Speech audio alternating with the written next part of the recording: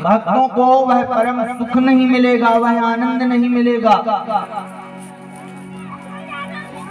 तुम्हें आश्रय कहाँ मिलना चाहिए? भगवान ने बार बार विचार किया और विचार करने के बाद में भगवान ने पावन श्री धाम वृंदावन की रचना की। क्या विचार किया भगवान ने वृंदावन के लिए कि प्रेम की पिपास देख देख निज प्रेमियों की, और प्रेम का समुद्र सीमा तोड़ के बनाया है। भाव को रसीले जन निराश ना होंगे अब, कामना की पूर्ति हेतु कल्प तरु लगाया है। चिंतामणि जड़त चारु चादर बिछाई जहां, और भांति प्रति भांति कुंज कुंज से सजाया है। भारत का भूषण तिलक तीनों लोगों का, और भक्तों के पास हेतु वृंदावन बनाया है। भक्तों के पास हेतु वृंदावन बनाया है। बोले जब मेरे भक्त अधीन हो जाएंगे, दुखी रहेंगे, मन को शांति नहीं मिलेगी और मेरे दर्शनों के लिए तरसेंगे, उनके प्रेम को देखते हुए, उनके भाव को देखते हुए भगवान ने वृंदावन की रचना की। पावन श्री धाम वृंदावन में पहुंचते ही उस भक्त को वह सुधा और शांति प्राप्त होगी। जिस आनंद के लिए, जिस शांति के लिए, जिस सुख के लिए, परम सुख के लिए जन्म जन्मांतरों तक वह प्रतीक्षारत रहता है, प्रतीक्षा करता रहता है, लेकिन एक बार पावन वृंदावन में पहुंचते ही जन्म जन्मांतरों का आनंद मात्र ठाकुर जी के दर्शन से ही हो जाता है। श्री धाम वृंदावन में पहुंचते से ही वह आनंद, वह परम सुख प्राप्त हो जाता है। भगवान ने ये पावन वृंदावन में जाकर के सब ग्वाल वालों के साथ में रह करके उस पावन वृंदावन को अपने बैकुंठ नगरी से भी सुंदर बताया है। महाराज ग्वाल वालों के लिए यहाँ रहने की व्यवस्था नहीं है। नंद बाबा ने कहा यहाँ तो रहने की व्यवस्था नहीं है, कैसे रहेंगे? बोले हम बैलगाड़ी के नीचे रह लेंगे। खाने की कोई व्यवस्था नहीं, बोले कंद मूल फलों को खा लेंगे, पर ऐसे स्थान पर नहीं जाएंगे जहां हमारे कृष्ण को कष्ट हो। भगवान का ये समर्पण भगवान के प्रति इन ग्वाल वालों का, इसलिए भगवान इनके प्रेम को देखते हुए, इनके भाव को देखते हुए भगवान ने इन ग्वाल वालों के मध्य जो है अवतार लिया है। महाराज पहले भगवान का अवतार होगा चक्रवर्ती सम्राट राजा दशरथ के यहाँ राम के रूप में। जब भगवान राम के रूप में अवतार लिए तो भगवान के जितने भी भक्त थे, जो छोटे छोटे भक्त थे, तो भक्तों को चिंता होने लगी, भगवान आप तो बड़े लोगों के यहाँ ही जन्म लेते हैं, गरीबों की तो आपको परवाह ही नहीं है, आप तो राजाओं के यहाँ जन्म ले रहे हैं, हमारा तो आपने ध्यान ही नहीं किया। भगवान ने इस बार ऐसी जगह जन्म लिया जहाँ कोई जन्म लेता ही नहीं। कहाँ? बोले जेल में।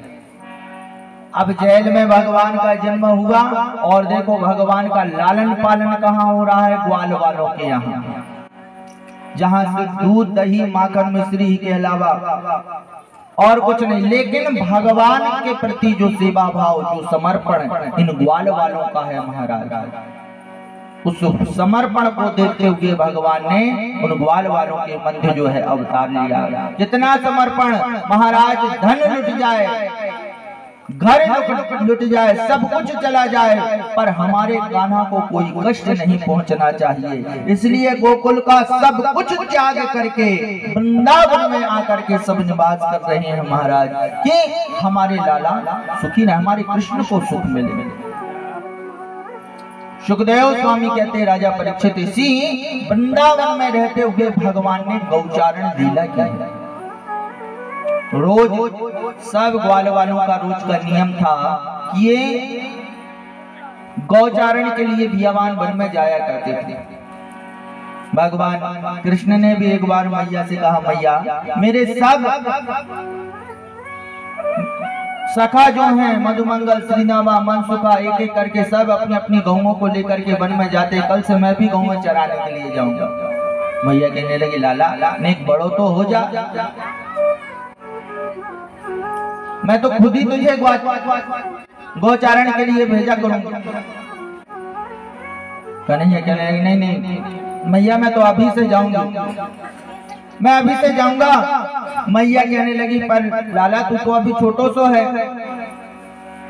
कन्हैया कहने लगी, मैया मैं बड़ी बड़ी गौओं को लेकर के नहीं जाऊंगा, मैं तो छोटी छोटी गौओं को लेकर के जाऊंगा, पर गौचारण के लिए जाऊंगा जरूर। हट कर लेते हैं कन्हैया। मैया ने भी कन्हैया को हेम नामक बांसुरी दी। लाला जब तेरा मन न लगे तो इस बांसुरी को बजाया करना। बोले सब ग्वाल वालों को साथ में लेकर के और कन्हैया गौचारण के लिए, गौएं चराने के लिए भियावान वन में जाते हैं। जैसे ही वन में पहुंचे सब ग्वाल वाल अपनी अपनी गौओं को अलग अलग दिशा में लेकर के चले जाते हैं। अब यहाँ कन्हैया ने देखा कि गौएं जो है घास को चरने लगी हैं, तो कन्हैया वृक्ष के नीचे खड़े होकर तिरछा चरण रख करके अपने अधरामत होठों पर बंसी को रख करके सुंदर मनोहर बंसी को बजाने लगे। ऐसी मीठी तान छेड़ी है आज मेरे गोविंद ने, बंसी की धुन सुन करके गौएं घास चरना बंद कर देती हैं। भगवान की श्री चरणों में आकर के बैठ गई और प्यारे प्रभु की सुंदर मनोहर बंसी की धुन को सुनने लगी। 3 बार भगवान की बंसी बजी है। एक बार गौओं को मोह लिया, दूसरी बार भगवान ने जो बंसी बजाई है ब्रह्मलोक में ब्रह्मा जी को मोह लिया, और तीसरी बार भगवान की बंसी बजी है निधिवन में गोपियों को मोह लिया। आज जब सब गौएं भगवान के चरणों में अपने सिर को लगाती हैं, सिंगों को लगाती हैं, मानो ये कह रही हो कि प्रभु बंसी की धुन को बजाना बंद मत करना। सायंकालीन का समय हुआ, सब ग्वाल वालों के साथ में कन्हैया गौओं को लेकर के चले जाते हैं। महाराज जब बहुत समय हो गया तो एक दिन की बात है, नंद बाबा ने गौशाला में जाकर के देखा गौओं की दशाएं, गौएं दुबली पतली हो रही हैं। ग्वाल वालों से पूछा, ग्वाल वालों गौओं को कहाँ लेकर के जाते हो, क्या वहाँ हरी घास नहीं? बोले नहीं बाबा वहाँ तो बहुत है। फिर बोले ये गौएं इतनी दुबली क्यों हो रही हैं? ग्वाल वालों ने कहा, कल हम जाकर के देखते हैं गौएं घास चरती हैं कि नहीं। दूसरा दिन हुआ, प्रातः काल जैसे ही गौचारण के लिए गए, सब ग्वाल वाल अपने अपनी दिशा में गौओं को लेकर के चले जाते हैं। महाराज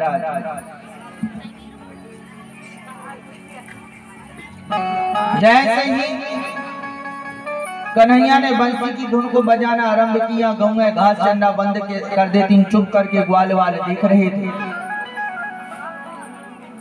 ये बंसी की धुन को ही सुन करके गौएं घास नहीं चल रही हैं।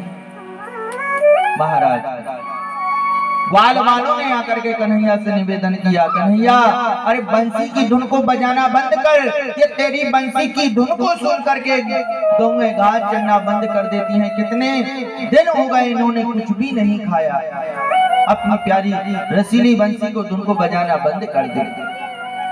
महाराज आप कन्हैया ने बंसी की धुन को बजाना बंद कर दिया। कब बजाते हैं बंसी को? जब मार्ग से सुबह गौओं को वन तक लेकर के आते हैं तब बंसी को बजाते हुए जाते हैं, और सायंकालीन के समय गोधूल की बेला में जब गौओं को लेकर के घर की ओर जाते हैं तब बंसी की धुन को बजाते जाते हैं। थोड़ा सा दर्शन करिएगा महाराज। सायंकालीन का समय है, सूर्य माँ की लालिमा छाई हुई है, सूर्य की लालिमा छाई हुई है, हजारों लाखों गौएं हैं, गौओं के मध्य चल रहे हैं भगवान कृष्ण, बंसी की धुन को बजाते जा रहे हैं, माथे से पसीने की धार बह रही है, गौ के खुरों से उड़ती हुई धूल भगवान के पसीने भरे लथपथ मुखारविंद पर वह धूल आकर के चिपकते जा रही है, और देखने में भगवान ऐसे प्रतीत हो रहे हैं महाराज जैसे देवताओं ने स्वर्णमयी रत्न भगवान के मुखारविंद पर लगा दिए हों, इतने सुंदर लग रहे हैं भगवान। बड़े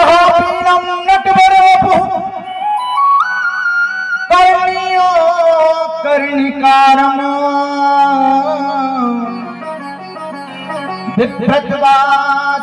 कनक कपिसमो जय जयंती जमाला रंधान वेणुरधर सुदया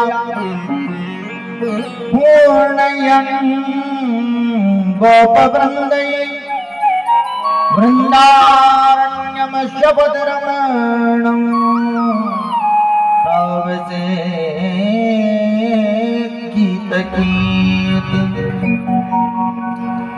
भगवान बंसी की धुन को बजाते हुए गौओं को लेकर के आते हैं। प्रातः काल जब गौओं को लेकर के जाते हैं तब बंसी की धुन को बजाते हैं। सुखदेव स्वामी कहते हैं राजा परीक्षित, इस प्रकार भगवान ने ये गौचारण लीला की है। क्यों भगवान ने गौचारण लीला की है? किसी भक्त ने भगवान से पूछा कि प्रभु, आपने मनुष्य के जीवन में होने वाले जितने भी कर्म हैं उन सभी कर्मों को तो आपने राम अवतार के समय कर लिया था, क्योंकि आपके 24 अवतारों में 2 ही प्रमुख अवतार हुए हैं, कि राम अवतार, दूसरा कृष्ण अवतार।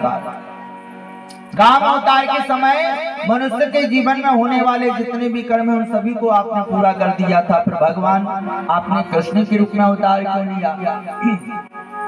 भगवान ने कहा, राम अवतार के समय मैंने सभी कार्य पूर्ण कर लिए थे, पर एक महत्वपूर्ण कार्य बाकी रह गया था।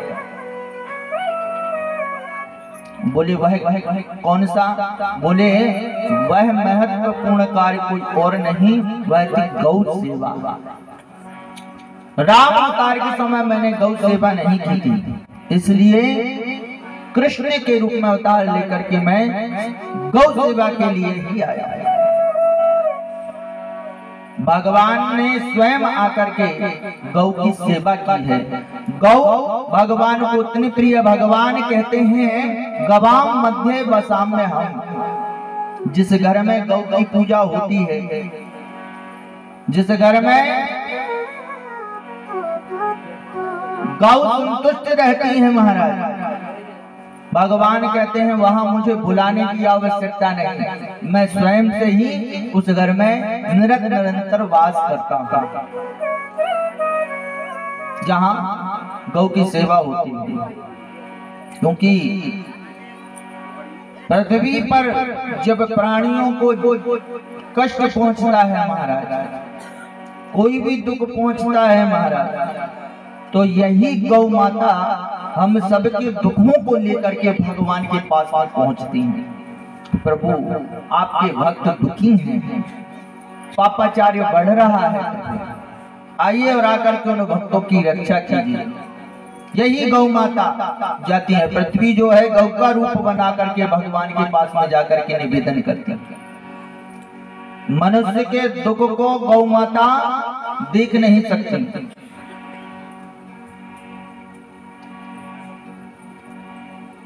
इतना बड़ा महत्व है महाराज गौ सेवा का, कितना बड़ा महत्व है कि जहां गौ माता बैठ करके निर्भयता पूर्वक श्वास लेती हैं, निर्भयता पूर्वक यानी हमारे जाने से उन्हें भय ना हो, हमें देख करके स्वयं गौ माता हमारे पास में आ जाए, इतना प्रेम गौ माता से हो।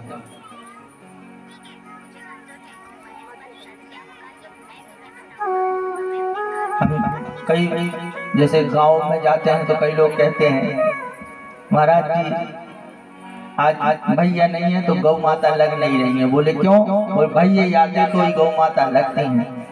तो क्या है ये गौ माता का प्रेम है।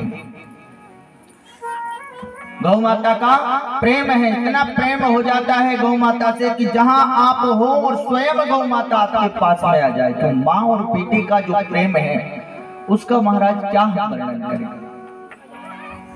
माँ पूर्ण समर्पित रहती है अपने बेटे पर।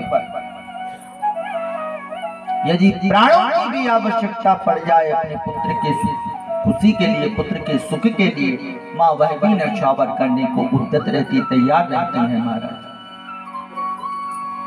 वैसे ही आज गौ माता जहां निर्भयता पूर्वक श्वास लेती हैं, उन्हें भय नहीं होता। तो निर्भयता पूर्वक श्वास लेने पर गौ माता आस पास में रहने वाले जितने भी जीव हैं उन सभी के 21 जन्मों तक के पापों को गौ माता श्वास के माध्यम से खींच लेती हैं। इतना बड़ा महत्व है गौ सेवा का महाराज। भगवान कहते हैं मेरी पूजन नहीं करोगे तो चल जाएगा, पर मनुष्य का जन्म लेकर के यदि हमने गौ सेवा नहीं की तो भगवान कहते फिर नहीं चलेगा। मेरी पूजन से, मेरी सेवा से तुम वंचित रहो, मुझे स्वीकार है, लेकिन मेरी जो प्रिय गौ है उस गौ की यदि तुम सेवा करते हो, मुझे रिझाने की, मुझे मनाने की आवश्यकता नहीं। मैं स्वयं से ही तुम पर प्रसन्न हो जाऊंगा और संसार की पूर्ति करने वाली अन्न धन और दुग्ध से महाराज यदि कोई है तो वह है गौ माता।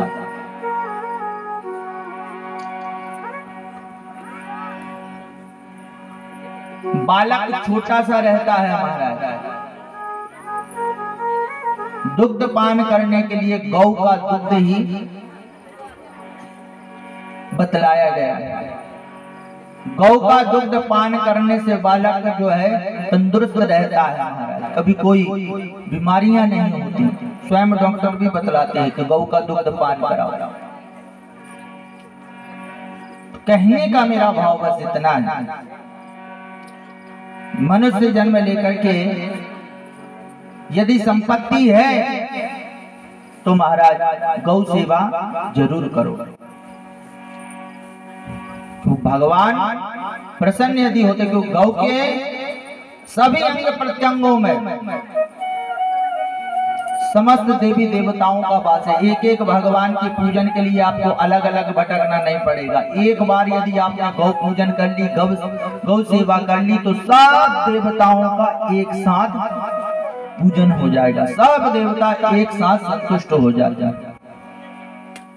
जिनके ग्रह नक्षत्र भी यदि ठीक नहीं चल रहे हैं, कुंडलियों को दिखा करके यदि हम परिताड़ित होते कि महाराज कहीं शनि की महादशा चल रही, कहीं शुक्र की दशा चल रही है, कहीं राहु की, कहीं केतु की चल रही है महाराज, सब शास्त्रों में वर्णित गौ सेवा का विधान वहां पर बतलाएगा कि गौ की सेवा करने से आपके सब ग्रहों की जो है शांति हो जाएगी। वांछित फल देने वाली है गौ माता। इतना ही नहीं महाराज, गौदान का महत्व बतलाया गया है कि जब भी वैदिक कोई कार्य करते हैं हम, उस वैदिक कर्म का फल पूर्ण हमें तभी मिलता है जब हम गौदान करते हैं महाराज। गरुड़ पुराण में वर्णन आया है कि मनुष्य जब यमलोक की यात्रा करता है तो यमलोक की यात्रा करते हुए उसे एक बैतरणी नदी मिलती है। पीप, मवाद और रक्त की खोलती हुई नदी है। पापी जन को देख करके वह नदी खोलने लगती है। हड्डियों से जिसका तट और समूह बना हुआ है, वहां पर यमदूत कहते हैं कि तुम्हारे पास में ऐसा कोई पुण्य हो जो तुम वह पुण्य यहाँ पर दो तो हम तुम्हें ये वैतरणी नदी पार कराएंगे, क्योंकि वितरण करके ही नदी को पार किया जा सकता है, इसलिए उसका नाम ही वैतरणी रखा गया। तो वहां विधान बतलाया गया, वहां गौ माता खड़ी रहती हैं। गौदान के करने से ही उस वैतरणी नदी को पार किया जाता है। जिसने अपने जीवन में गौ सेवा नहीं की, गौदान नहीं किया, महाराज वर्णन आया है कि उस खोलती हुई पीप मवाद और रक्त की नदी से बीचों बीच उससे जाना पड़ता है। और यमदूत जैसे मछली को फंसाने के लिए वो कांटा डालते हैं ना, हमारा बंसी में फंस जाती है मछली, वैसे ही ऊपर से मुख में बंसी लगा करके यमदूत कांटे की भांति उन्हें लेकर के जाते, खींचते हुए वैतरणी नदी से लेकर के जाते हैं। मेरा भाव बस इतना है कहने का कि महाराज जितना ज्यादा से ज्यादा हो सके गौ की सेवा कीजिए। यदि आज गौ माता हमसे दुखी रही तो सारा विश्व दुखी रहेगा महाराज, सुखी नहीं रह सकते। और गौ माता यदि प्रसन्न है तो पूरा देश पूरा विश्व सुखी रहेगा, क्योंकि गौ माता केवल हमारी ही नहीं पूरे विश्व की माता है गौ माता। इस देश में स्वयं भगवान आए हो गौ की सेवा करने के लिए। महाराज क्या हमारा और आपका धर्म और कर्तव्य नहीं बनता कि हम गौ सेवा करें? स्वयं भगवान जिनकी सेवा कर रहे हैं, हम भगवान को यदि पूजते हैं, भगवान की यदि पूजन करते भक्ति करते हैं, भगवान कृष्ण के अन्य भक्तों को विशेष बतलाया है गौ सेवा का। तो महाराज आज भगवान ने प्रत्येक मनुष्य के लिए ये संदेश भेजा है गौ सेवा का।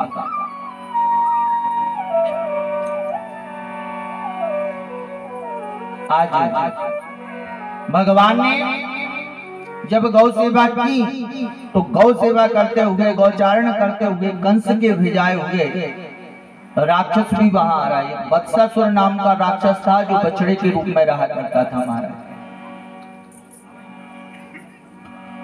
गौओं के मध्य में जाकर के वह गौओं को मारने लगा। भगवान ने दूर से ही देख लिया कि ये तो वत्सासुर है। भगवान ने सींग और पूंछ को पकड़ करके और घुमा करके जो ही पछाड़ा है, वत्सासुर के प्राण निकल गए, जाकर के वह मथुरा में गिरा। एक अघासुर नाम का राक्षस था जो अजगर के रूप में रहा करता था महाराज। भगवान जिस रास्ते से आने वाले थे वहीं अपने मुख को फैला करके और वहां पर बैठ जाता है। ग्वाल बार गुफा समझ करके अंदर पहुंच गए। भगवान ने ध्यान किया, जान गए कि ये अघासुर है, पर भगवान के विश्वास पर ये ग्वाल वाल अंदर चले गए। अब भक्त अंदर चले गए, भगवान बाहर गए। भगवान ने कहा इनकी रक्षा करने के लिए तो मुझे अंदर जाना ही होगा। भगवान अंदर गए और जैसे ही भगवान अंदर गए अघासुर ने मुख बंद कर लिया। जैसे ही बंद किया सब ग्वाल वाल मूर्छित हो गए। भगवान ने अब अपने स्वरूप को बढ़ाया। भगवान यदि चींटी की तरह रूप धारण कर सकते हैं तो पर्वत की तरह भगवान आकार बढ़ा भी सकते हैं। जब भगवान ने अपने स्वरूप को बढ़ाया तो महाराज मुख अपने आप खुलता गया। जैसे ही मुख खुलते गया भगवान ने इतना रूप बढ़ाया कि ऊपर का मुख ऊपर की ओर रह गया और तलवा जो है नीचे रह गया और अघासुर के प्राण निकल गए। जाकर के मथुरा में गिरा। ग्वाल वालों की भगवान ने मूर्छा दूर की। इस प्रकार आगे चल करके एक बकासुर नाम का राक्षस था जो बगुलों के रूप में रहा करता था। यमुना नदी के किनारे खड़ा हुआ था। भगवान जैसे ही पहुंचे, भगवान को निगलने के लिए जैसे ही उद्यत हुआ, भगवान ने चोंच पकड़ करके और घुमा करके जो ही पछाड़ा है बकासुर के भी प्राण निकल गए। जाकर के मथुरा में गिरा। तो इस प्रकार भगवान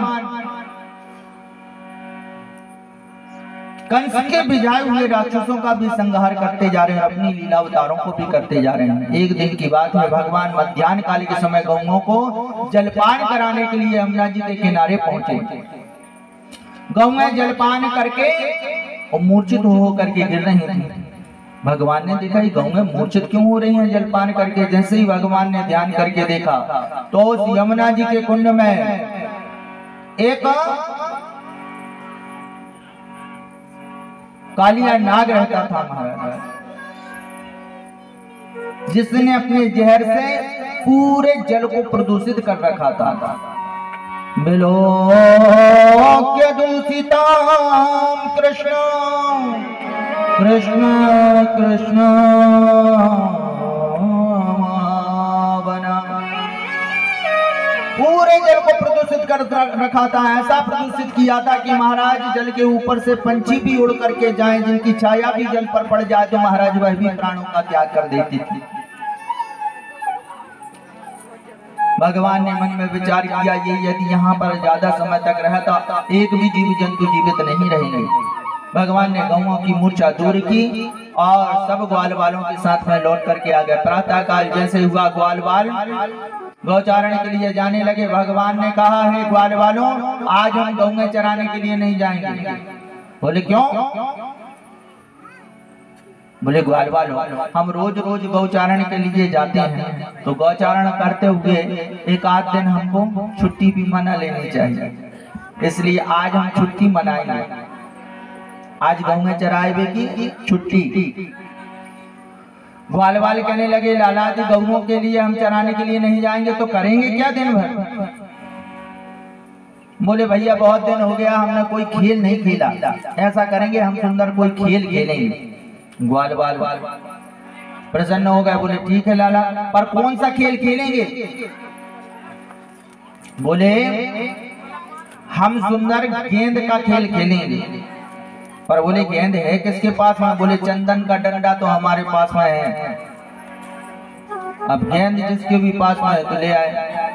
मधुमंगल ने इशारा किया, हमारी श्री राधा रानी जी जो हैं, राधा रानी के भाई हैं श्री दामा।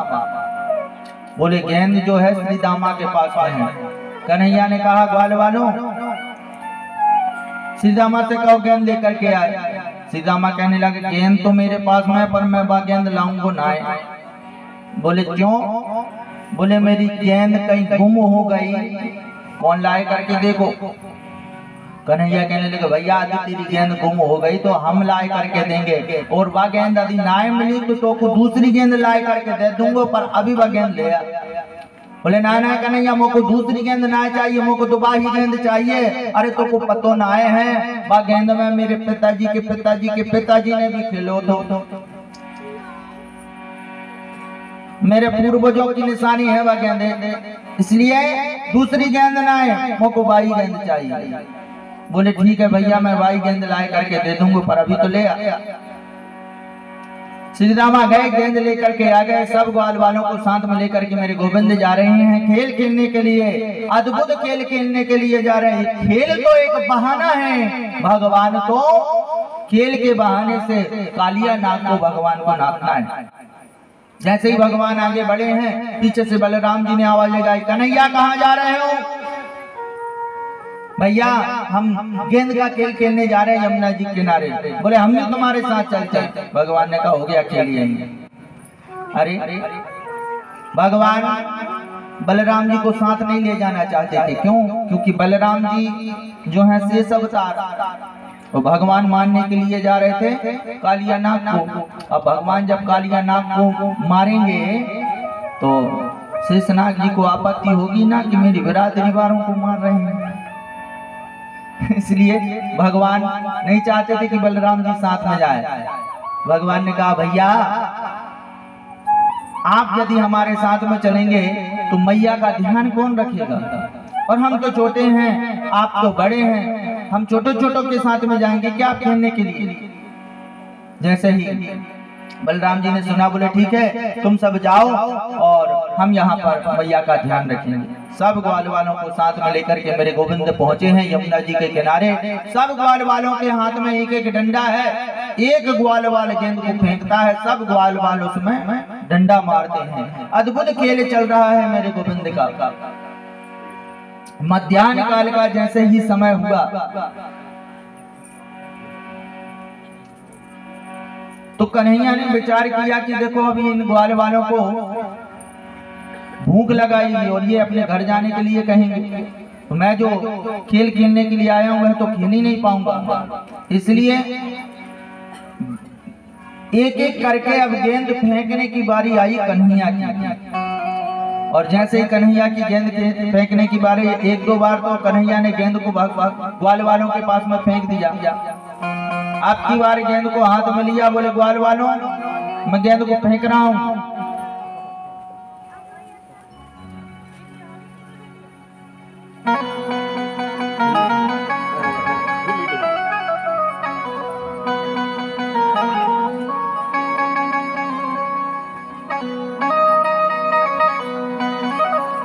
बोलो भक्तवत्सल भगवान की। कन्हैया ने गेंद को हाथ में लिया, बोले ग्वाल वालों गेंद को फेंक रहा हूँ। हाँ हाँ कन्हैया फेंक। बोले मैं फेंक रहा हूँ। बोले हाँ हाँ कन्हैया फेंक। कन्हैया ने गेंद को इतनी जोर से फेंका, इतनी जोर से फेंका, गेंद जाकर के ग्वाल वालों के पास में नहीं गिरी, गेंद जाकर के यमुना जी के कुंड में जाकर के गिरी। और जैसे ही यमुना जी के कुंड में गेंद गिरी, श्रीदामा चिल्लाने लगा, अरे ग्वाल वालों देखो, या कन्हैया ने मेरी गेंद यमुना जी में फेंक दी, या कन्हैया ने मेरी गेंद यमुना जी में फेंक दी। दौड़ते हुए कन्हैया आया, भैया अरे क्षमा कर देना भैया, अरे गलती है गई, मैंने जानबूझ करके ना फेंकी गेंद। अरे लाला देख अभी ज्यादा दूर नहीं गई है, ऊपर ही हुई गेंद, जल्दी जाओ गेंद लेकर के आ जा। कन्हैया कहने लगे ना भैया, अरे मैं वहां नहीं जा सकता, देखो वो गेंद तो अब चली गई, और तुम्हें पता भी होना चाहिए कि उसमें एक कालिया नाग रहता है, कैसे जाऊंगा गेंद लेने के लिए। एक काम कर भैया, तू वह गेंद भूल जा, मैं अपने मैया से कह करके तो को दूसरी गेंद लाए करके दे दूंगा। देख कन्हैया, मैंने पहले ही कहा था मुझे दूसरी गेंद ना चाहिए, मुझको तो वही गेंद चाहिए। अच्छा तो बोले एक काम कर, वह गेंद भूल जा, मैं अपनी मैया से कह करके तो को 5 गेंद और दे दूंगा। सीतामा कहने नहीं नहीं मुझे तो वही गेंद चाहिए। कन्हैया कहने लगा, मैं मैया से कहकर सोने चांदी से मड़वा करके तो को दूसरी गेंद दे दूं। श्रीदामा कहने लगे, देखो ग्वाल वालों तुम सबके सामने कन्हैया ने कहा था कि गेंद ला करके देगा, और देख कन्हैया हमें पता है कि तुम हमसे हैं, गाँवों में तुम्हारे पास में 2-4 लाख गैया हमसे ज्यादा हैं, पर इसका मतलब ये नहीं कि तुम सब जगह अपना ये बड़प्पन बतलाओगे। देखो खेल में कोई किसी से बड़ा नहीं होता, खेल में सब बराबरी की होते हैं, क्योंकि सबसे बड़ा धनवान पहले वही माना जाता था जिसके पास में सबसे ज्यादा गौएं होती थी, जिसके पास में सबसे ज्यादा गौएं वही गौरवशाली माना जाता था। आज जैसे श्रीदामा ने कहा, बात इतनी बढ़ गई कि अब कन्हैया स्वयं ग्वाल वालों से कहने लगे, ग्वाल वालों हम जा रहे हैं गेंद लेने के लिए। कदम के वृक्ष पर चढ़ गए कन्हैया, बोले मैं जा रहा हूँ गेंद लेने के लिए। ग्वाल वालों ने कहा हाँ हाँ कन्हैया चला जाए। ग्वाल वालों को विश्वास नहीं था कि कन्हैया सच में जाए। बोले मैं जा रहा हूँ, बोले हाँ हाँ चला जाए। देखो भगवान ने ऐसी अटपटी लीला की है कन्हैया ने ग्वाल वालों से। यदि सरलता से सहजता से यदि भगवान ग्वाल वालों से कहते कि मैं यमुना जी के कुंड में कूदना चाहता हूँ, तो ग्वाल वाल कन्हैया को कभी नहीं कूदने देते। क्यों? क्योंकि प्राणों से भी प्रिय भगवान कृष्ण है ग्वाल वालों के लिए। लेकिन आज भगवान ने ऐसी अटपटी लीला की, ग्वाल वाल खुद कह रहे कन्हैया यमुना जी के कुंड में कूद जा। कन्हैया कहने लगा ग्वाल वालों मैं जा रहा हूँ। श्रीदामा ने कहा बहुत देर हो गया, जा रहा हूँ कहते हुए जा नहीं रहा, मैं आ रहा हूँ धक्का देने। श्रीदामा गए धक्का देने के लिए। श्रीदामा जी का हाथ स्पर्श ही नहीं हो पाया, इसके पहले ही मेरे गोविंद यमुना जी के कुंड में कूद गए। कूदे कूदे यमुना में कन्हैया लेके मुरली, कूदे यमुना में कन्हैया लेके मुरली, कूदे यमुना में कन्हैया लेके मुरली, कूदे यमुना में कन्हैया लेके मुरली। हाँ लेके मुरली हो सा लेके मुरली, श्याम लेके मुरली, लेके मुरली हो श्याम लेके मुरली, लेके मुरली हो श्याम लेके मुरली, बूंदे यमुना में कन्हैया लेके मुरली, बूंदे यमुना में कन्हैया लेके मुरली। भगवान यमुना जी के कुंड में कूद गए। जब यमुना जी के कुंड में कूद गए तो महाराज ग्वाल बाल 5 मिनट 10 मिनट 15 मिनट 20 मिनट आधा घंटा हो गया देखते हुए, जब कन्हैया नजर नहीं आता, ग्वाल बाल कन्हैया को आवाज लगाने लगे, पुकारने लगे, अरे कन्हैया कहाँ हो तुम? देखो हमें पता है तुम यहीं कहीं छुपे हुए हो, निकल करके आ जाओ जल्दी। किनारे पर वृक्षों के पीछे जा जा करके ढूंढ रहे हैं ग्वाल बाल के, कहीं ना कहीं छुपा होगा। जब कहीं भी नजर नहीं आते कन्हैया तो अब ग्वाल बाल घबराने लगे, रोने लगे, अरे कन्हैया तुम क्या सच में कुंड में कूद गए हो? अरे देखो हमें वह गेंद नहीं चाहिए, गेंद हमें इतनी प्रिय नहीं है जितनी प्रिय तुम हो। अरे गेंद को भूल जाओ और लौट करके आ जाओ लाला। कूद पड़े बनवारी जल में ग्वाले खाने डूबे, कूद पड़े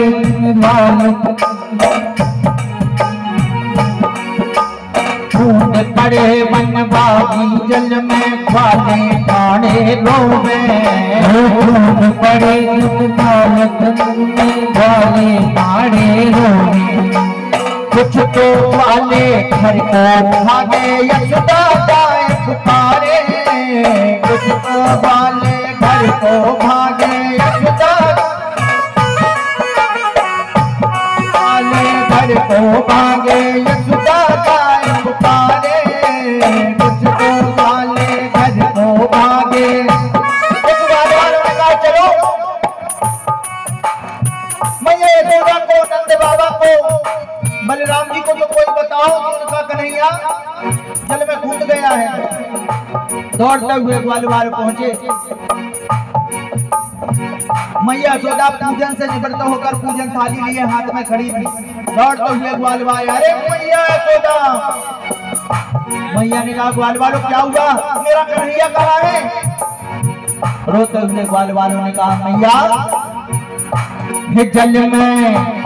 जल में कूद गयो तेरो छैया लेके मुरली, जल में कूद गयो तेरो छैया लेके मुरली, कूदे यमुना में कन्हैया लेके मुरली, कूदे यमुना में कन्हैया लेके मुरली। तत्काल मैया यशोदा मूर्छित होकर के जमीन पर गिर गई। महाराज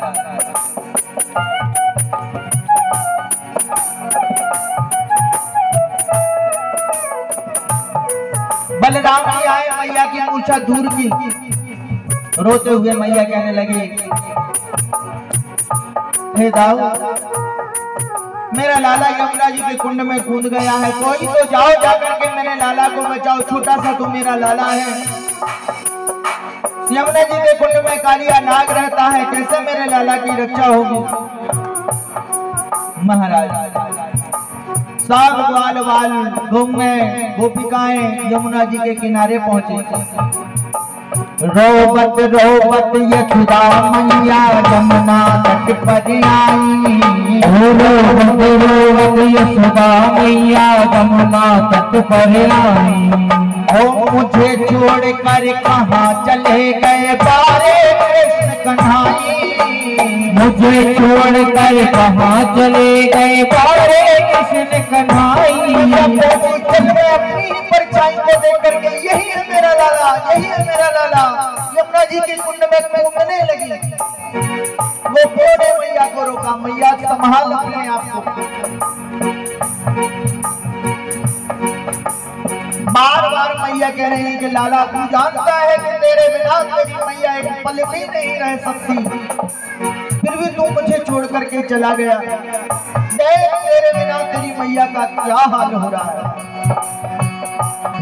ठाणी ठाणी ठाणी रो तेरी मैया लेके मुरली, ठाणी रो तेरी मैया लेके मुरली, तूने यमुना में कन्हैया लेके मुरली, तूने यमुना में कन्हैया लेके मुरली। आज गोपियां हैं तो वह भी रो रही हैं, बालिकाएं हैं वह भी रो रही, वृद्धाएं हैं वह भी रो रही हैं, गौएं हैं वह भी रो रही हैं, सभी रो रो करके कन्हैया को पुकार रहे हैं कि लाला इसी प्रकार यदि तुम्हें हमें छोड़ करके जाना था तो तुमने हमसे नेह क्यों लगाया। कहाँ गए चित जो सखीरी, कहाँ गए चित बांसुरी वाले सावरिया, बांसुरी वाले सावरिया, कहाँ गए चित चोर सखी, कहाँ गए चित चोर सखी रे, बांसुरी वाले सावरिया, बांसुरी वाले सावरिया। भगवान के सुंदर रूप को स्मरण करती हैं और रो करके भगवान से कहती प्रभु रूप मनोहर मन में छाया, रूप मनोहर मन में छाया, रगी रग में पिया समाया, रग रग में पिया आन समाया, तेरे विरह में ऐसे तड़पूं, तेरे विरह में ऐसे तड़पूं, जैसे जल बिन माछलिया, जैसे जल बिन माछलिया, जैसे जल बिन माछलिया, जैसे जल बिन माछलिया। आज सबका बुरा हाल है, पूरा ब्रह्मंडल कन्हैया की उम्मीद की है कि कहीं तो लाला नजर आ जाए। यहाँ तो ये था महाराज, वहाँ क्या होता है, भगवान जब यमुना जी के कुंड में कूदे, भगवान कहाँ पहुँचे, कृष्ण गए पाताल लोक नागिन बैठी पाई, कृष्ण गए पाताल लोक वहाँ नागिन बैठी पाई। भगवान सोचे पाताल लोक बड़ा ही सुंदर महल बना हुआ है और महल के बाहर तो नागिनें पहरा दे रही हैं। भगवान की अद्भुत स्वरूप को जैसे ही नागिनों ने देखा कि ये बालक इस जल में आया कैसे, और आया भी तो ये अभी तक जीवित कैसे, क्योंकि इस जल को तो ऐसा प्रदूषित कर रखा है नाग ने, स्पर्श करते ही प्राणों का त्याग कर देगा, परंतु ये तो अभी तक जीवित है। हो ना हो ये कोई मायावी बालक है। नागिनों ने पूछा कौन हो तुम, यहाँ किस लिए आए हो। भगवान ने कहा मैं कृष्ण हूँ और यहाँ मेरी गेंद आई है, गेंद को लेने के लिए आया हूँ। नागिनों ने कहा अरे अपने प्राणों की रक्षा चाहते हो तो यहाँ से चले जाओ, क्योंकि हमारे नागराज यदि जाग गए तो तुम्हें जीवित नहीं छोड़ेंगे। तो मेरे गोविंद ने मुस्कुराते हुए कहा नागिनों सोया नाग जगा तेरी नागिन बोले कृष्ण कन्हाई, सोया नाग जगा तेरी नागिन बोले कृष्ण कन्हाई।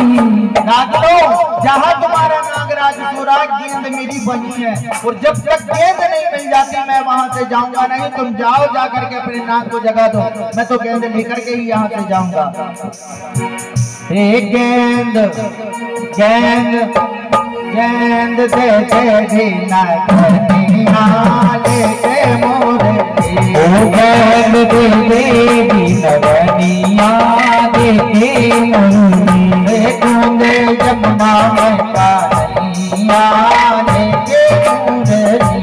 कूदे यमुना में कन्हैया लेके मुरली। भगवान कृष्ण ने नागनों से कहा, नागनों ने जाकर के नाग को जगाया और जैसे ही नाग को जगाया फुसकार मारते हुए नाग जागा। मुझे जगाने का दुस्साहस किसने किया? नाग ने कहने लगी महाराज क्षमा करना, एक बालक आया है ऐसा जहाँ पूरे वहीं गेंद गेंद लेके लिए बजा यहाँ से जाएगा नहीं। नाग ने जैसे ही देखा ये बालक यहाँ आया कैसे और अभी तक जीवित कैसे है, कोई मायावी बालक है। नाग ने क्या किया, जा करके भगवान के पूरे शरीर से लिपट गया और शरीर से लिपट करके दबोच करके भगवान को मारने का प्रयास कर रहा है कि दबोचने से ही इसके प्राण निकल जाएगा। इतनी सुन कर नागिन ने नाग खुलिया जगाया। इतनी सुन कर नागिन ने नाग खुलिया जगाया। दबोचने पर जब कोई असर नहीं पड़ता तो नाग ने क्या किया, अपने 101 फनों से भगवान के ऊपर जहरीली फुसकार छोड़ना प्रारंभ किया। फुसकार पर फुसकार, फुसकार पर फुसकार छोड़ते जा रहा है, फिर भी कोई प्रभाव नहीं पड़ा। पर एक प्रभाव पड़ गया। क्या? पहले तो मेरे गोविंद सांवले थे, सांवले में न ज्यादा गोरे न ज्यादा काले, सांवले। अब जैसे ही नाग ने जहरीली फुसकार छोड़ी तो तब से भगवान का रूप कैसा हो गया? वो काले काले काले पड़ गए कृष्ण कन्हैया लेके मुरली। काले पड़ गए कृष्ण कन्हैया लेके मुरली। हो कूदे यमुना में कन्हैया लेके मुरली। कूदे यमुना में कन्हैया लेके मुरली। जब देखा भगवान तो काले हो गए, जब भगवान काले पड़ गए तो देखा भगवान ने कि इसने दबोचने का भी प्रयास कर लिया, पूरा बल लगा लिया, कोई प्रभाव नहीं पड़ा। तो मैंने बताया था ना कि भगवान चींटी की तरह आकार बना सकते तो पर्वत की तरह बढ़ा भी सकते हैं। तो भगवान ने अब धीरे धीरे अपनी आकार को बढ़ाना शुरू किया। भगवान ने क्या किया, माया माया करके प्रभु ने अपना वतन बढ़ाया। माया माया करके प्रभु ने अपना वतन बढ़ाया। बढ़ाने लगे और जब भगवान स्वरूप को बढ़ाने लगे तो परिणाम क्या होगा, जगह जगह से जो नाग लिपटा हुआ था भगवान से, तो भगवान का शरीर जगह जगह से टूटने लगा। और जब शरीर टूटने लगा चिल्लाने लगा, अरे मुझे बचाओ, मुझे बचाओ, मेरी रक्षा करो। भगवान ने फिर मन में विचार किया, देखो मुझे नाग को मारना थोड़ी ना, मुझे तो बस उसे सबक सिखाना है। भगवान ने फिर सूक्ष्म रूप धारण करके और नाग के फनों पर जाकर के मेरे गोविंद सुंदर तांडव नृत्य करने लगे। मुंडन पर नाचत गिरधारी। मुंडन पर नाचत गिरधारी। नाचत गिरधारी। नाचत गिरधारी।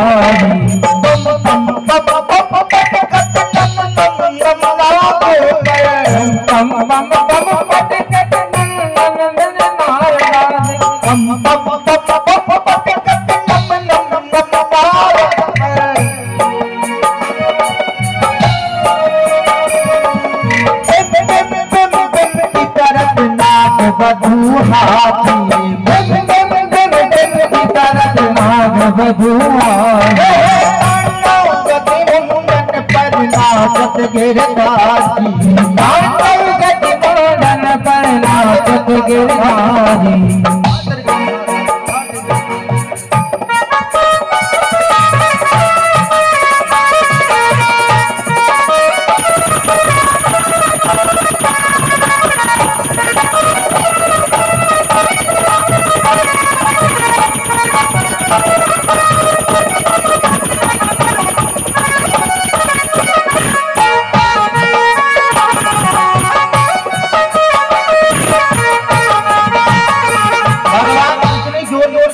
नृत्य कर रहे हैं,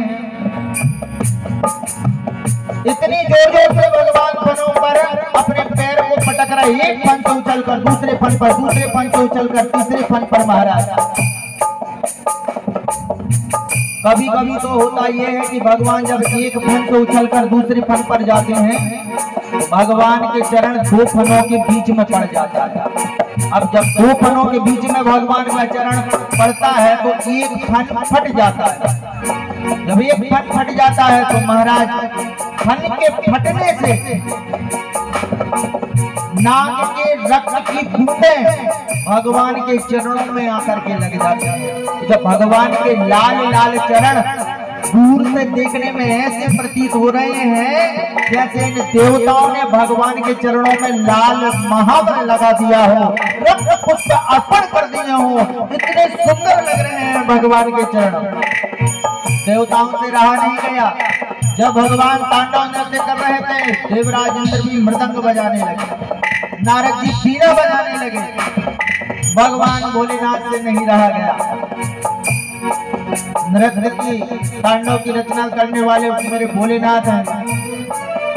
भोलेनाथ ने जब देखा कि मेरे आराध्य नाच रही हैं, नृत्य कर रही हैं, फिर मैं कैसे रह सकता हूँ। मेरे भोलेनाथ भी सुंदर तांडव नृत्य करने लगे। सब देवता मिलकर के भगवान पर पुष्पों की वर्षा कर रहे हैं, भगवान की स्तुति कर रहे हैं।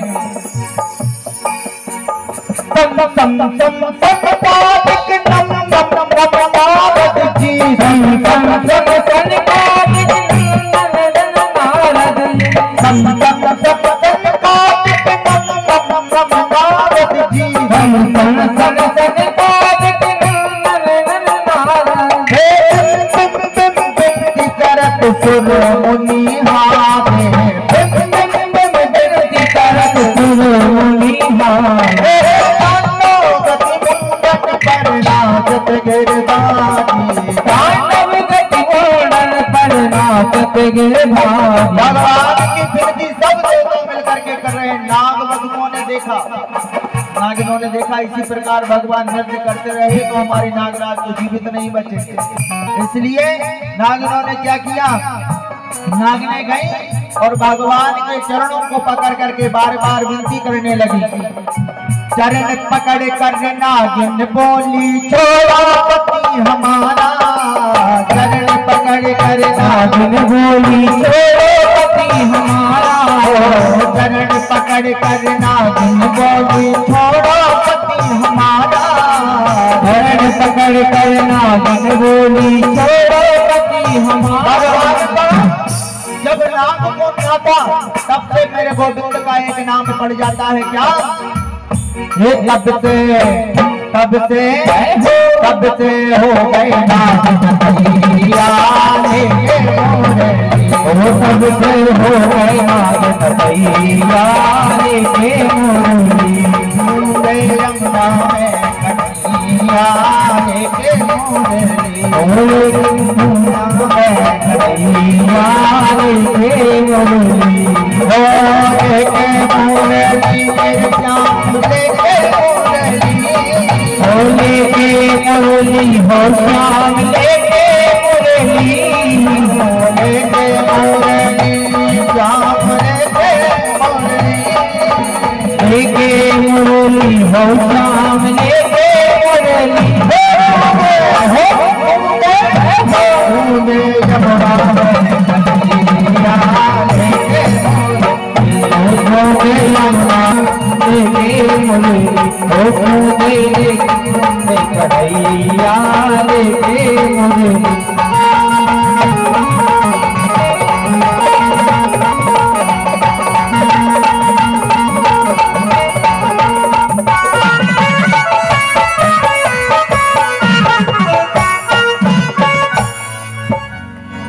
नाग नथैया भगवान की जय।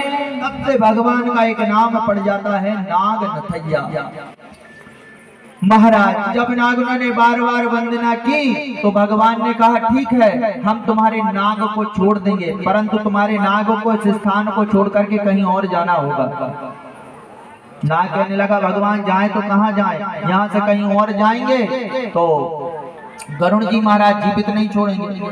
बोले गरुण जी क्यों जीवित नहीं छोड़ेंगे? बोले कश्यप ऋषि की 13 पत्नियों में से 2 पत्नियां थी, कद्रु और विनीता।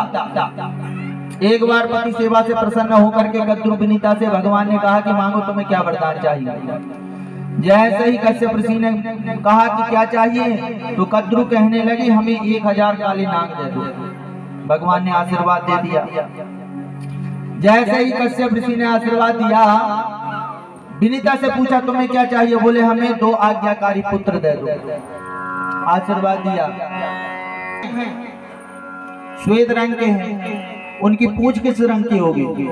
विनीता ने बिना विचारे कह दिया। बोले श्वेत रंग के घोड़े तो श्वेत रंग की पूंछ होगी। बोले यदि तुम्हारी बात सत्य निकली तो मैं और मेरे सभी पुत्र 1000 काले नाग तुम्हारे दोनों पुत्रों की सेवा करेंगे, और कहीं श्वेत रंग के घोड़े और काले रंग की पूंछ निकली तो तुम और तुम्हारे दोनों पुत्र मेरी और मेरे पुत्र 1000 काले नागों की सेवा करना। बोले ठीक। रात में प्रश्न हुआ। प्रातः काल जैसे हुआ कद्रु पहले पहुंच गई, और कद्रु ने जैसे ही देखा श्वेत रंग के घोड़े और श्वेत रंग की पूंछ थी, कद्रु ने अपनी चालाकी से 1000 काले नागों से कहा जाओ जाकर के घोड़ों की पूंछ में जाकर के लिपट जाओ।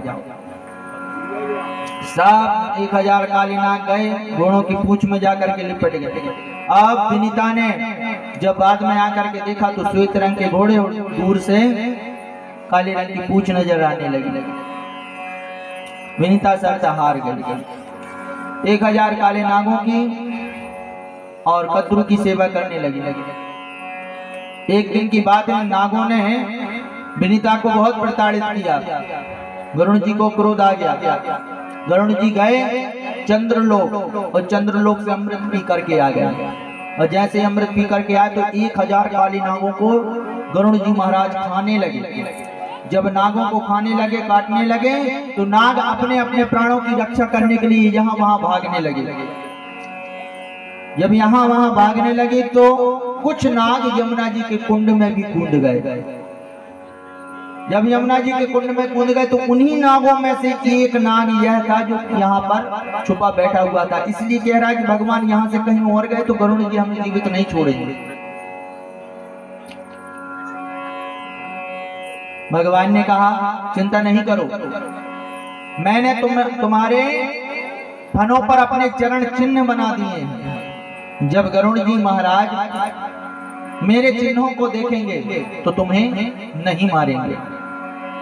तुम यहाँ से जहां भी जाना चाहते हो, जहां भी रहना चाहते हो वहां रहो, पर ये स्थान को छोड़ करके चले जाओ।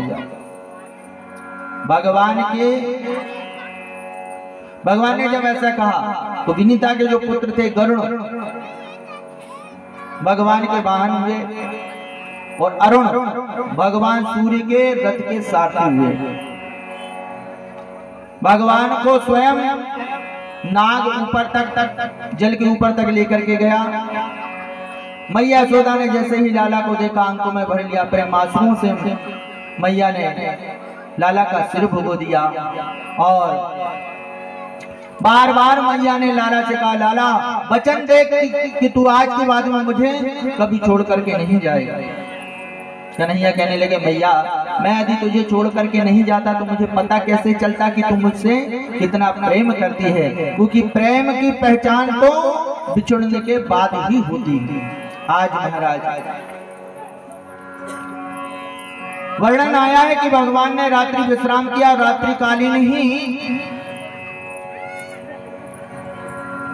वन में आग लग जाती है। समस्त ग्वाल वालों की रक्षा के लिए मेरे गोविंद ने उस दावा नल को पान किया है। सुखदेव स्वामी कहते राजा परीक्षित इस प्रकार भगवान ने कालिया नाग को नाथा है। आगे चल करके एक दिन की बात है, मैया यशोदा रसोई घर में 56 प्रकार के भोजन बना रही थी। जब 56 प्रकार के भोजन मैया यशोदा बना रही थी तो कन्हैया उठ करके आए, रसोई घर के बाहर जा करके देखते हैं कि मैया तो इतने सारे भोजन बनाए। मैया से पूछा, मैया इतना भोजन क्यों बना रही है, क्या कल कोई उत्सव होने वाला है? मैया कहने लगी, लाला मुझसे ना पूछ, जा करके अपने बाबा से पूछ। भैया कहीं ऐसा तो नहीं कि अब बलदाऊ भैया बड़े हो गए हैं तो कल बलदाऊ भैया की सगाई हो? भैया कहने लगी, नहीं लाला मुझसे ना पूछ, जा करके अपने बाबा से पूछ। अच्छा ठीक है, मैं बाबा से ही जा करके पूछ लूंगा। पर मैया एक बात पूछूं? बोले कहा लाला? बोले ये जो तने पकौड़ी बनाई है, या पकौड़ी में से एक पकौड़ी मैं ले लूं मैया? जैसे ही भगवान हाथ आगे बढ़ाने लगे, मैया ने फटकार लगे, नहीं लाला, दूर दूर दूर दूर दूर। कन्हैया दूर खड़े हो गए, बोले अभी हम इस पकौड़ी को नहीं खा सकते। बोले क्यों? बोले लाला यह जो भोजन है सबसे पहले जय जय को भोग लगेगा, जब जय जय को भोग लग जाएगा इसके बाद में प्रसाद के रूप में हम सभी पाएंगे लाला। कन्हैया ने मन में विचार किया, सबसे बड़े जय जय तो हमसे बड़ा जय जय कौन हो गया? मैं नहीं जानता मैया, मैं तो एक पकौड़ी लेकर के जा रहा हूँ। जैसे ही पकौड़ी में हाथ लगाने लगी, मैया ने फिर फटकार लगाया। कन्हैया रोते हुए गए। नंद बाबा जहाँ सब ग्वाल वालों के साथ में हवन सामग्री तैयार कर रहे थे, तिल, अक्षत, जवा इत्यादि हवन की सामग्री मिश्रित कर रहे थे। कन्हैया को रोते हुआ देखा, नंद बाबा ने गोद में ले लिया। कहा, भाई लाला क्यों रो रहे हो? कन्हैया रोते हुए कहा, बाबा मैया ने मुझे पकौड़ी देने से मना कर दिया, कहती है सबसे पहले जय जय को भोग लगेगा। बाबा जय जय कौन है? देखो महाराज, आज भगवान 7 वर्ष के होने को जा रहे हैं। 7 वर्ष के बालक में जितनी बुद्धि रहती है उसी बुद्धिमता के साथ में मेरे गोविंद लीला कर रहे हैं। पूछ रहे हैं जय जय कौन है, जैसे इन्हें कुछ पता ना हो। जैसे ही पूछा, नंद बाबा कहते हैं, लाला जय जय जो है हमारे इंद्र देवता का नाम है। परिजन्यो भगवान इंद्रो मेघस्तस्यात्ममूर्तया ते विर्वर्षन्ति भूतानां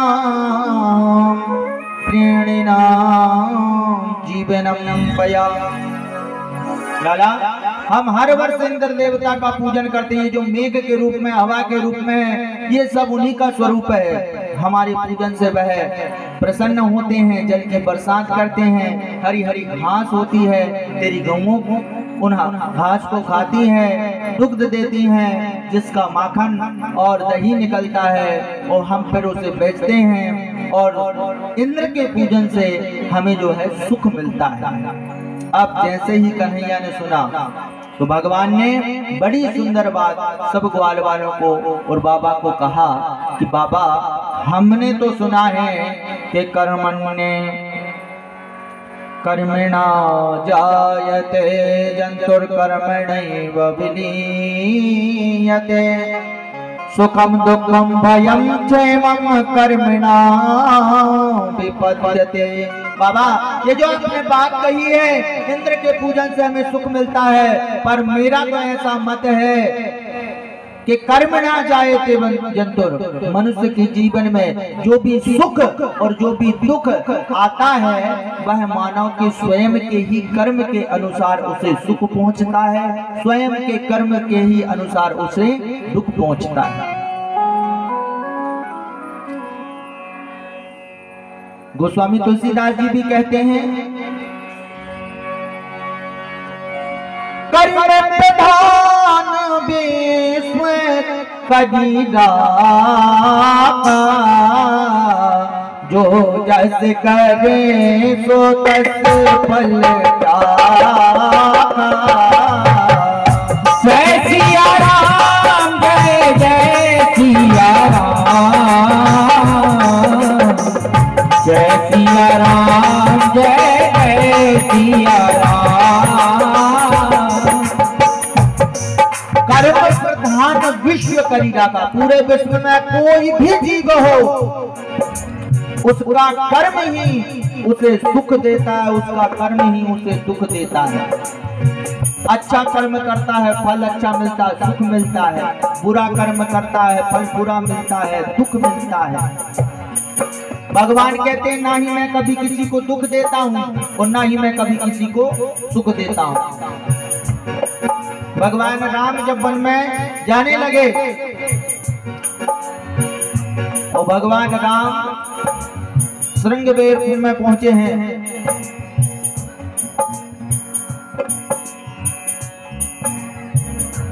मखमली गद्दों पर सोने वाले आज भगवान दर्भ पर सो रहे हैं। दर्भ के बिस्तर को बिछा करके मेरे राम सो रहे हैं। और लक्ष्मण जी जब भगवान की इस दशा को देखते हैं तो लक्ष्मण जी रोते हैं। और रोते हुए जब भगवान अपनी माँ को कोसते हैं कैकेयी को, तब भगवान ने कहा है कि लक्ष्मण इसमें उनका कोई दोष नहीं। भगवान कहते हैं काहू न को सुख दुख कर दाता, निज कृत कर्म भोग सब भ्राता। श्री राम जय राम जय जय राम, श्री राम जय राम जय जय राम। काहू न को सुख दुख कर दाता, निज कृत कर्म भोग सब भ्राता। श्री राम जय राम जय जय राम, श्री राम जय राम जय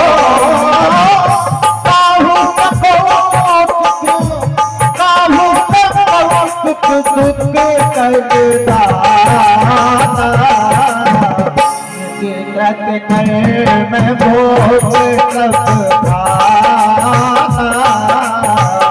जय सिया राम जय जय सिया राम जय सिया राम जय जय सिया राम। स्वयं भगवान कह रहे हैं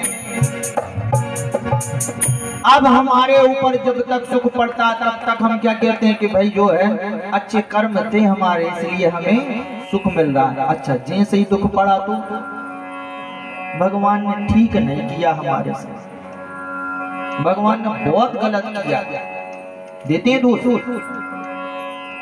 कुछ भी कष्ट हुआ कोई भी दुख हुआ अनहोनी कोई घटना घटित हुई भगवान ने ठीक नहीं किया।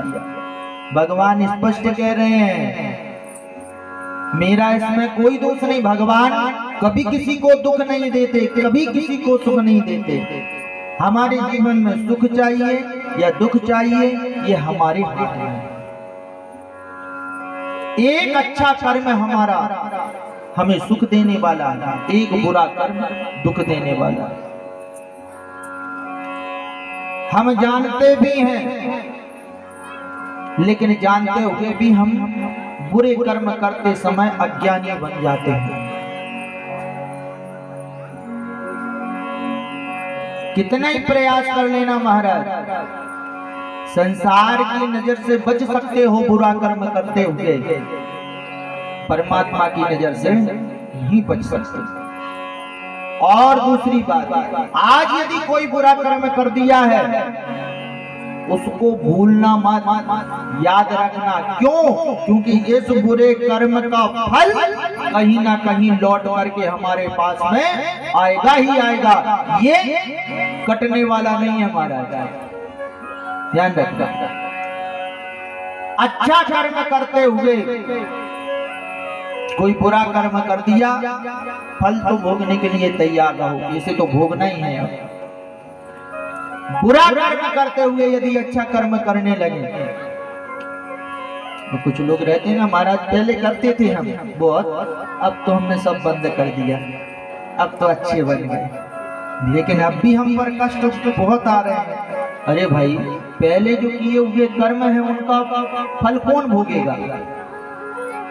अब तुम आज से अच्छा कर्म करना शुरू कर दिया तो पहले जो बुरे कर्म किए हैं तो भगवान ऐसा तो नहीं है कि तुम्हारे पहले के बुरे कर्म किसी और के खाते में ट्रांसफर करता है। वो तो होगा नहीं भाई, हमारा अकाउंट है, हमारे ही रहेंगे, जब हमारी इच्छा होगी तभी हम निकालेंगे। अब ऐसा तो नहीं कि किसी और के खाते में भगवान या किसी और खुद ही कर देता, नहीं, किया हमने है, भोगना हम ही को पड़ेगा। नहीं इसमें आपके परिवार वाले साथ देंगे, ना ही आपका पुत्र साथ देगा, कोई भी साथ नहीं देगा। अपने कर्मों का फल अपने को ही मिलेगा। ध्यान रखना। इसलिए ये शास्त्र नीतियों में पहले ही वर्णन कर दिया गया है। हाँ? अच्छा कर्म करते हुए ऊंचे पद पर यदि पहुंच गए और ऊंचे पद पर पहुंचने के बाद में हम सोचे कि अब हम स्वतंत्र हैं, कुछ भी कर सकते, तो महाराज भूलना मत, यदि एक बुरा कर्म हुआ, पद का दुरुपयोग किया, भगवान तत्काल पद से नीचे गिरा देंगे, ज्यादा समय नहीं लगेगा। अच्छे कर्म करने वाला व्यक्ति, भगवान की नजरों में बने रहने वाला व्यक्ति ही पद पर प्रतिष्ठित होता है, अच्छे पद पर, उसके कर्म, उसके परिश्रम का फल। लेकिन यदि पद का दुरुपयोग किया, बुरा कर्म यदि कोई किया, तो महाराज एक क्षण नहीं लगता, पद से नीचे गिर जाता है, भगवान की नजर से गिरा, संसार की नजर से गिर जाता है। उदाहरण देने की आवश्यकता नहीं महाराज, उदाहरण देने की आवश्यकता नहीं है। ये भूमि कर्म भूमि है प्यारे, जैसा बोएंगे वैसा काटेंगे। किसी की बोनी करो, मक्का की फसल मिल जाएगी काटने की, कहां से मिलेगी? किसी की करी है, किसी यही काटेंगे। मसूर की करेंगे, मसूर ही काटेंगे। मक्का की करेंगे, मकई काटेंगे। तो कहने का मेरा सीधा सीधा भाव है,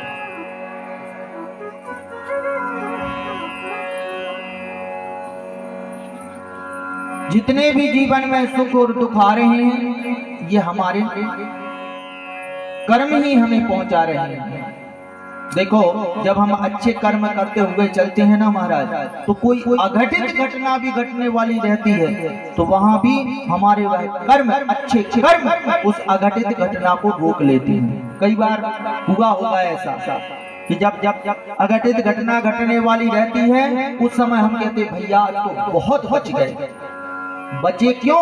क्योंकि वही तुम्हारे सत्कर्म, वही तुम्हारे अच्छे कर्म वहां पर आ गए, जो तुम्हें उस घटना से बचा करके ले गए।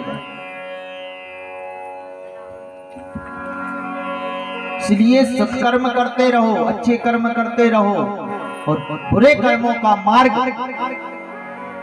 चाहे प्रत्यक्ष रूप में करते हो या अप्रत्यक्ष रूप में करते हैं, उसे छोड़ करके केवल सत्मार्ग का मार्ग ही पकड़ेंगे। नहीं तो परिणाम ये है, फल भोगना हमें ही है, फल हमें ही भोगना है।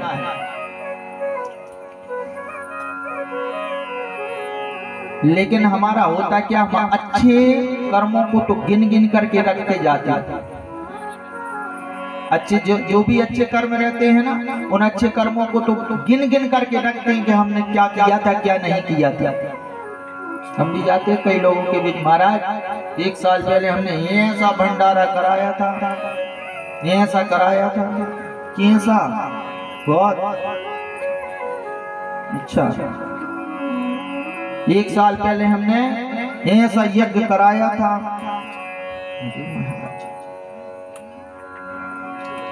अच्छे कर्मों को हम गिन गिन करके रख रहे हैं। उन्हीं अच्छे कर्म वालों से पूछते हैं कोई बुरा कर, नहीं कोई बुरा नहीं, हमने कोई बुरा कर।